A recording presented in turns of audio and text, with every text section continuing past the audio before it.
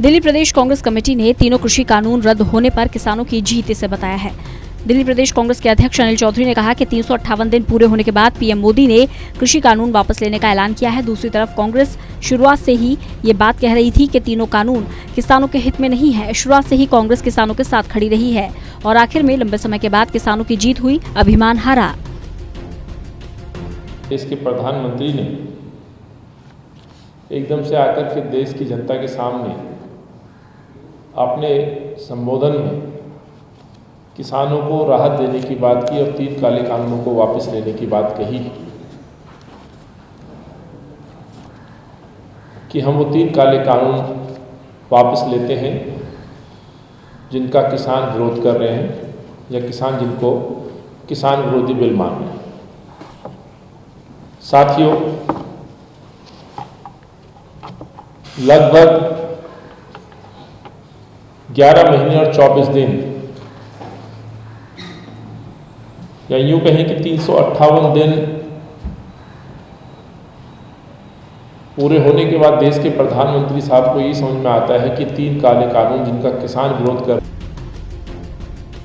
अनिल चौधरी ने कहा कि देश के किसानों ने सरकार के खिलाफ आंदोलन किया। कहा कि ये अब तक का सबसे बड़ा किसान आंदोलन है जिसमें करीब 1 साल तक किसान दिल्ली की सीमाओं पर डटे रहे।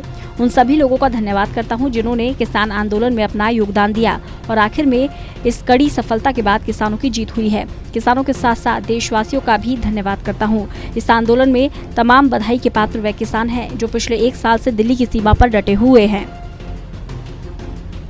लगातार इस पे हमलावार रहे, बल्कि इनके आंदोलन को लेकर के लगातार प्रश्न उठाते रहे, उनको बदनाम करने की कोशिश करते रहे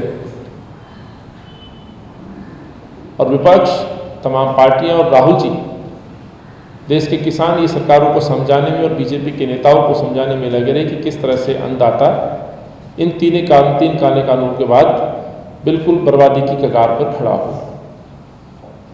लेकिन सरकार नहीं मानी और आखिरकार किसानों का ये आंदोलन धीरे धीरे तेज बढ़ा। आंदोलन आगे बढ़ता गया और किसानों की जो महात्मा गांधी जी का जो दिखाया हुआ रास्ता गया, यानी कि अहिंसा के रास्ते पे आगे बढ़ते हुए एक एक करके किसानों की शहादतें होती रही। कोई भी मौसम रहा हो, धूप हो, बारिश हो, सर्दी हो, लेकिन किसान डटे रहे। अनिल चौधरी ने कहा कि बीजेपी सरकार ने 1 साल के भीतर कई बार आंदोलन को तोड़ने की कोशिश की, लेकिन किसान एकजुट रहे, दिल्ली की सीमाओं पर डटे रहे, लगातार सरकार के खिलाफ विरोध भी जताया, जिसके चलते किसानों को आंदोलन में कामयाबी भी मिली। दूसरी तरफ अनिल चौधरी ने कहा कि इस आंदोलन में लगभग 700 किसानों ने शहादत दी है। बीजेपी सरकार को शहीद हुए किसानों के परिवारों को 1-1 करोड़ का मुआवजा देना चाहिए। 700 से ज्यादा किसान जो है शहीद हुए हैं। इन किसानों को जो है सहायता राशि मुहैया कराए, कम से कम 1 करोड़ रुपए इन किसान के इस परिवार को 1-1 करोड़ रुपए इस किसान परिवारों को दिया जाए। ऐसी घटनाएं हैं, ऐसे परिवार हैं जो अपने घर के मुखिया पे आश्रित थे, लेकिन आज वो नहीं है उनके बीच में। उनके खेत सुनसान हो चुके हैं, परिवार में आर्थिक संकट है।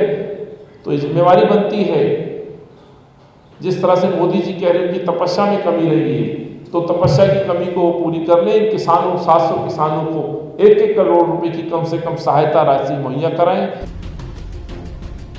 किसान आंदोलन को सफल बताते हुए कांग्रेस विजय किसान दिवस मना रही है। शहीद हुए किसानों के लिए दिल्ली के अंदर कैंडल मार्च भी निकाला जा रहा है। दिल्ली से टोटल न्यूज के लिए साहिल भावरी की रिपोर्ट।